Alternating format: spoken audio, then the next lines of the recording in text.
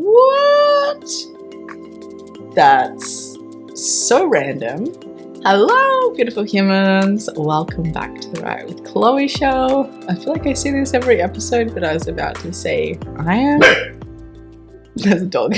I am so excited to talk about today's topic, but I just feel like I often genuinely feel that about like every topic that I'm talking about, because this stuff is stuff that I did not have as a young person, that was not taught to me in my schooling, in my community, in my family. And so then as I've slowly been discovering all of this stuff and seeing the impacts on my life, it has just been like mind-blowing, right? And so it makes me so excited to start to normalize some of this stuff for you all as well. So today's topic is how I healed my period pain.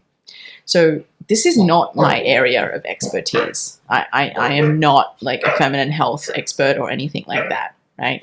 And yet I still healed my own period pain using some experimenting and some intuition.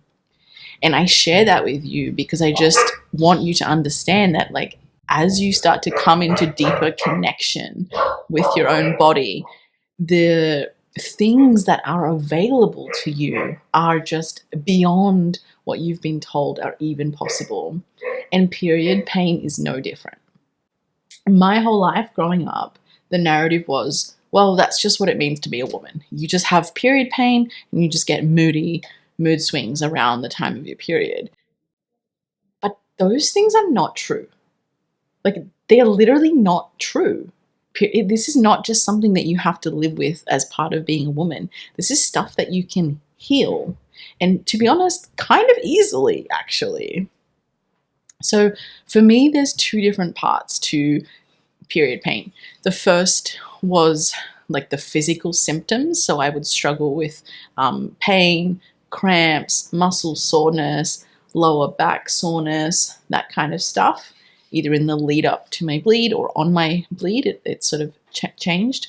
And then the second part is the emotional rawness, vulnerability, or what some would call volatility in the lead up to my bleeds, right? So PMS. And I remember like a couple of years ago, my mum even making a joke about how she always knew when my period was coming based on how I treated her, because all of a sudden I would want to have these deep conversations, or we would have an argument, or I would be having mood swings. And she would say that, you know, it's just happening because it's your bleed. Like, don't worry about the stuff that's happening. It's just because you're on your bleed, right? But actually, what I've learned, one of the biggest shifts that I've learned in terms of how I view my bleed, is that this stuff that is happening around your bleed, it's not happening just because you're on your bleed. It's happening because it was always there for the rest of the month. You were just better able to suppress it and deny it. It's not new just because your bleed is here.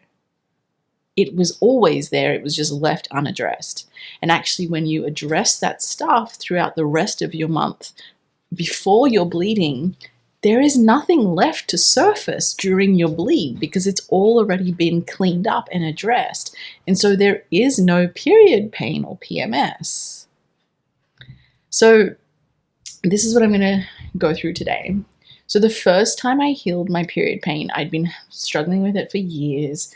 And then I went and I was part of this pleasure and sexuality coaching container for a couple of months with Amy Rushworth. And inside of that, she had us doing weekly breathwork sessions with a very yin breath. So a very down regulating, relaxing breath rather than like an activating or up regulating. And then we were also like learning and expressing about a whole bunch of different things to do with sexuality and pleasure. And I had a bunch of like really big epiphanies and mind-blowing moments around how I was relating to sexuality. And at the end of that course, I randomly noticed I no longer had period pain or PMS. And I was like, what? That's so random. It felt random to me at the time, right? And it stayed that way. Like, it didn't come back. And I remember just being absolutely mind blown, not only that I could heal this, but that I'd done it almost by accident. About a year or two, something after that, I ended up in a situation where I had to have an abortion. That was its own whole story that I won't go into. But after that procedure, I found that my period pain came back. And so I, again, lived with this for a few months, because I was, occupied with other things, like just trying to heal the emotional scars and stuff like that of the situation that had led to needing to get an abortion. But eventually I just got fed up and I was like, okay, I've already healed my period pain once. Why am I now just putting up with it and living with it every month again when I know that I can heal it?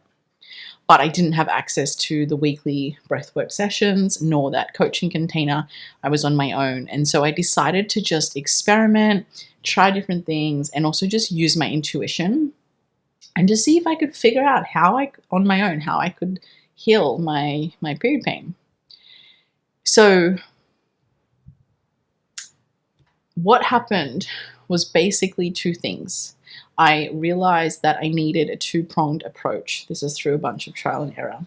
So the physical symptoms in terms of like the cramps and the backaches and the muscle soreness and all that kind of stuff, I noticed that was like increased or decreased around my bleed time based on how much down regulating or rest and relaxation I'd had during the rest of the month.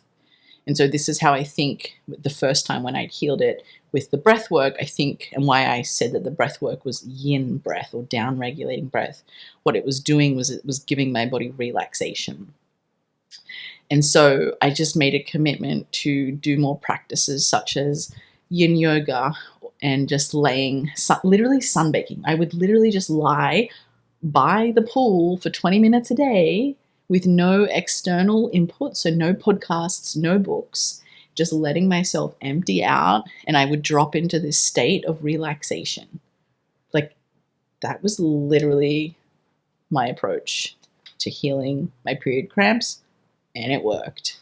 So you could do this with anything that helps you like drop down regulate, relax the body. And yeah, I was doing like 20 minutes a day. Like, it was not a lot. So that was how I addressed the physical layers of the period pain. The emotional layers, so the mood swings and the PMS, that needed a very different approach, to be honest, I found. So like I said before, what I found is that when I was having these like emotional eruptions around my bleed, it wasn't because they were just like only there because of my bleed. It was because they had been there for the rest of the month, but I'd not addressed them. I'd had the kind of energy and capacity and strength to more heavily just suppress and deny and avoid. Whereas then when I was coming to my bleed, that strength was kind of taken away and I was more just raw and I don't know, like, yeah, just more raw, and I could no longer suppress anything. And so it was all just coming to the surface. And so what I started doing is making a decision to a couple of different things. One was address triggers and stuff that was coming up during the month. Even when I wanted to procrastinate, it was like, okay, let me go have this hard conversation with this person, or let me go process this trigger, or let me go feel these emotions that are asking to be felt. And then the second one was fuller self-expression.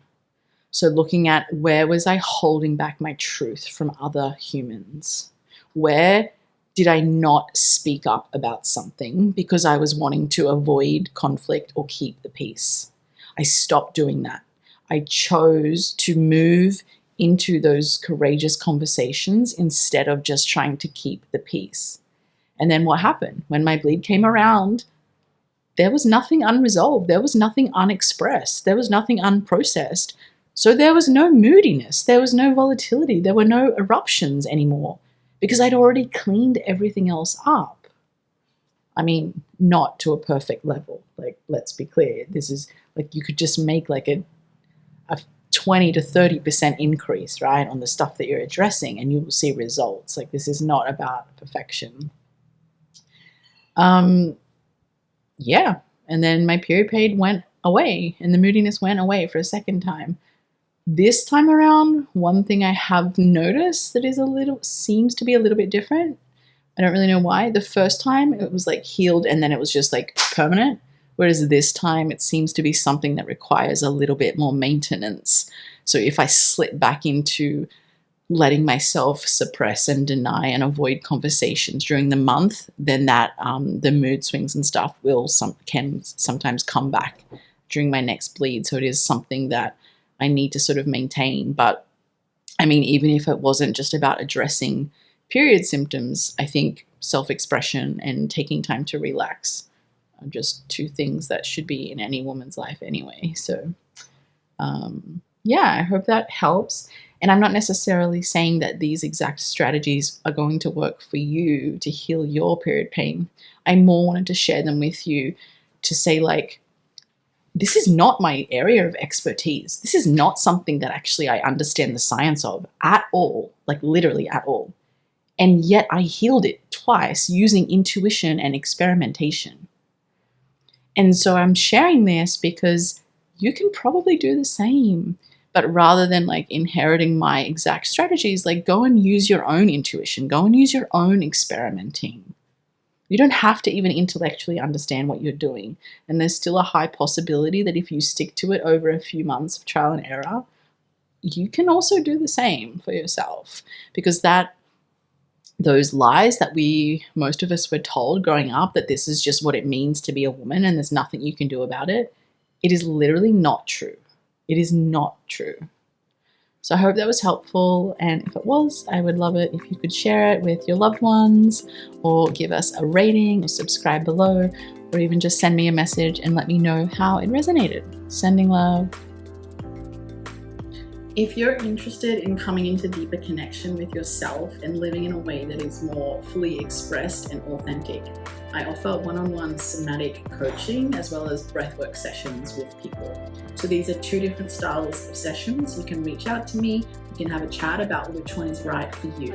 But basically a breathwork session is where I guide you through a whole cycle of activation, release, and then deactivation, using the breath in order to process whatever is most alive in your body at that point.